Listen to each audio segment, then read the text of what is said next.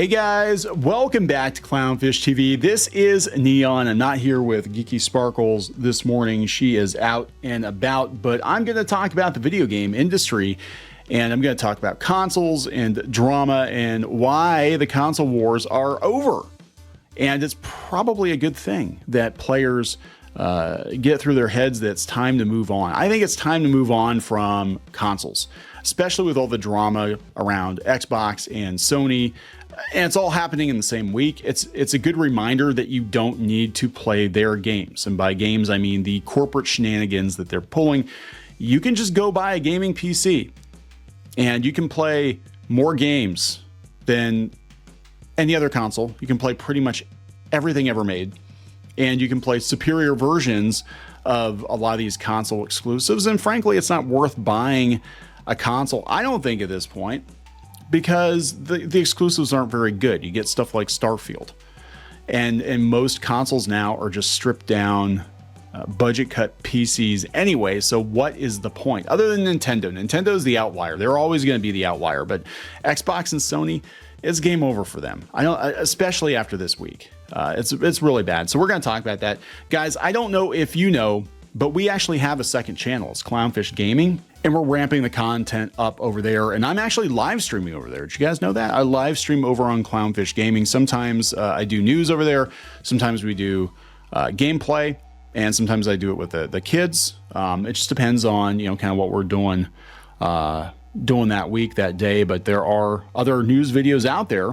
And you can actually see my face. I actually am on camera over there. But yeah, we just did a live stream this week. And I talked about a lot of this stuff. The shutdown of the studio that did Hi-Fi Rush, which was a very, very good game.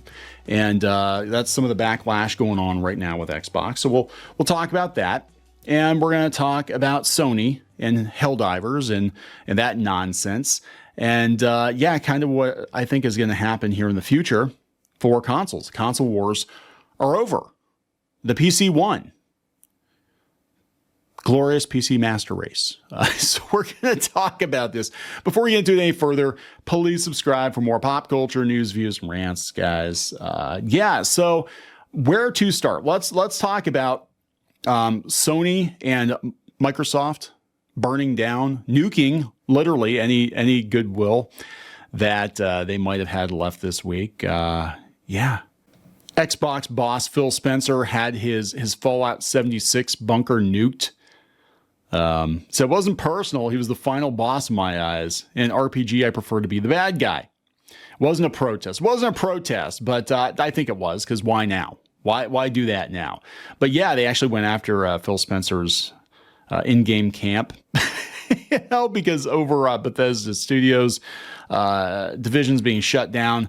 We'll get to that, but let's talk about Sony first. So the PSN debacle.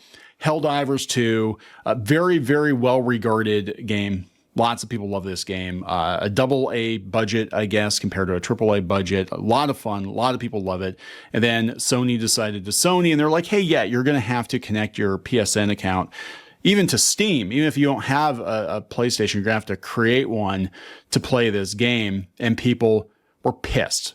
They hit the freaking roof. A lot of people wanted refunds. They burned down whatever goodwill. Like everybody was praising Helldivers 2. And then they pulled this crap. And they had to delist it, I think, in 170 countries. They still haven't fixed it. But they did trick players. They got people to install the game. And they're like, oh, well, you love this game so much, right, guys? You're going to just, sign up for a PSN account? No, because a lot of people play on Steam. And that's it. So yeah, this is Pirate Software. Is that a streamer? Yeah, Twitch streamer Pirate Software said the Helldivers 2 community was tricked by Sony. Sony declared having a PSN account would be mandatory to play Helldivers 2. The community revolted and trashed the game's review, scored a 13% positive. Sony walked it back. Let's open this up here.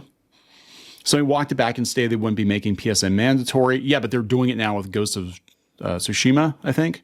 Declaring victory, the community undid the massive wave of negative reviews, yet Sony did something sinister in the background. They restricted Helldivers 2 from being purchased in all 177 countries where PSN isn't available. They fooled you, and the devs are still fighting to fix it.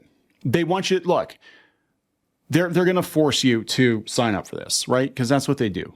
They want the names, they want the signups. They're absolutely going to do this. So we have that. And then we have the Stellar Blade controversy, where Shift Up said that they weren't going to censor the game, and they've censored the game, and they claim it was Sony that made them do it. So there's 2 strikes against Sony just in the last week or two. And then Xbox, they shut down a bunch of offshoots of Bethesda. I can't keep track of who owns who or what, but they shut down the studio that did Hi-Fi Rush and three other studios. And the president of Xbox, this is Sarah Bond, tried to articulate why they did this, and she didn't do a very good job. She really didn't do a very good job. She talked about how the video game industry in large part has remained flat in terms of revenue for the past few years. There it is, guys. 2023 had a number of tremendous game launches, she said, but at the same time, the growth didn't follow all of that. That's why they're looking to put ads. That's why they're looking to put ads in AAA video games. We did a video on that last night. EA wants to monetize players with ads. I think what is going on is that they are losing. They're losing to indie studios.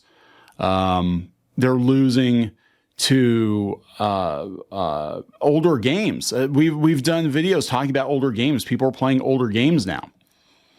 They're not playing the new stuff. They're not playing the AAA stuff. You can spend $200-300 million on a game. Look at what happened with Suicide Squad. And people aren't playing it. They're rejecting it because of all this shit. Look, there has never been more of an incentive to ditch consoles than what has gone on in the last 2 weeks. I'm being dead serious.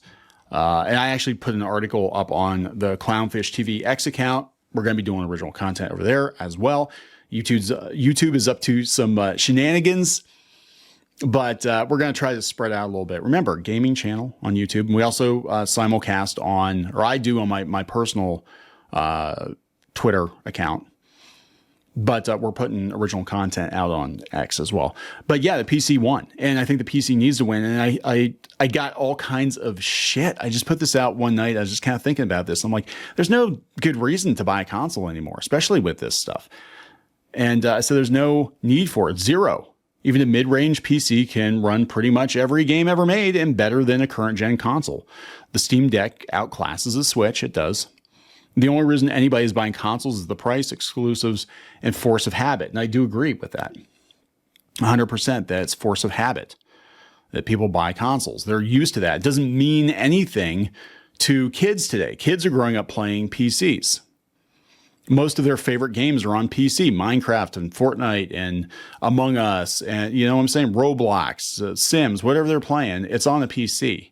They have half-assed console versions of it, but most people are playing on a PC.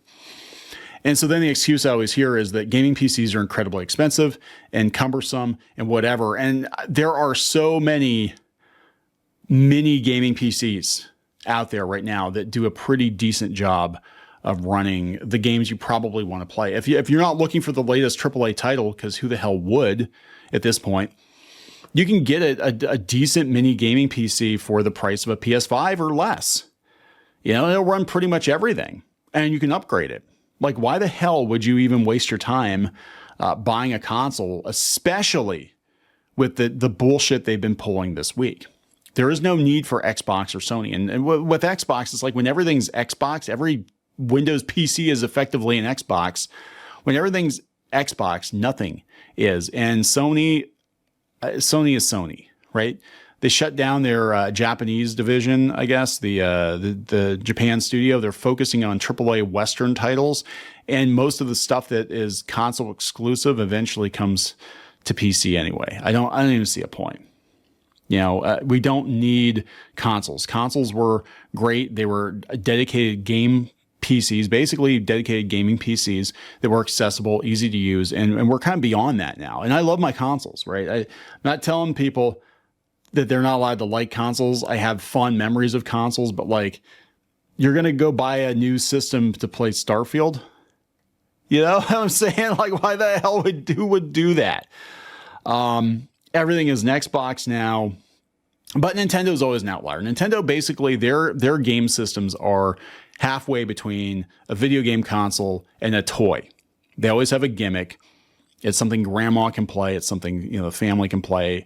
I'm going to exclude Nintendo from this conversation because whenever the Switch 2 or whatever they're going to call it comes out, I'm sure it will have a new gimmick that will make playing games on that system unique. So Nintendo is sort of isolated, right? But when we're talking strictly Sony and Xbox, after this week, I think you need to think long and hard about whether or not you want to keep giving them money.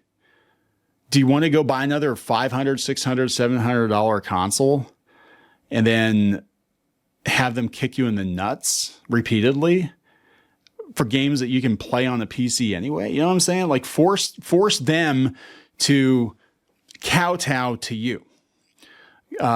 Tell them that you're only going to play games on a PC. Tell them that you're only going to play games that don't require that you sign up for, Xbox Live or PSN or whatever it is. Tell them you're only going to play games that are uncensored.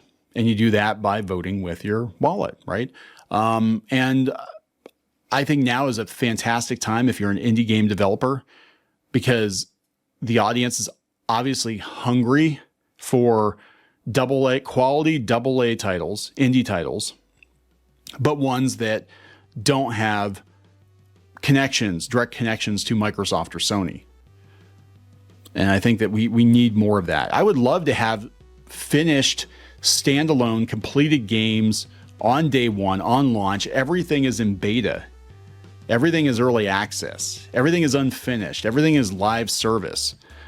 Yeah, I miss the days of the game was on the disc, and when the disc was pressed and sitting at Electronics Boutique, that was it. That was the game.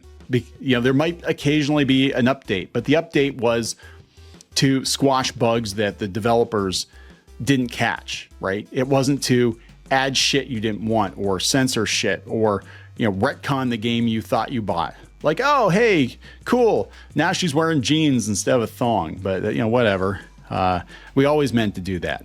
We always, what I'm saying. So now there's never been a better time than now to switch to PC, and you can do it pretty economically. But I think this needs to happen. This needs to happen. We need to cut the money off to these studios. That's the only way they're going to learn. Yeah, I'm telling you. But yeah, it's a real shame that you've got quality product like Hi-Fi Rush and they're shutting those studios down. I don't know how it sold, but the game was actually really good. Unfortunately, they were tied to Microsoft. If they weren't tied to Microsoft and they were just selling that game as indie developers, they'd probably be doing pretty well right now. I'm going to wrap this up. Please subscribe for more pop culture news, views, and rants. We'll talk later.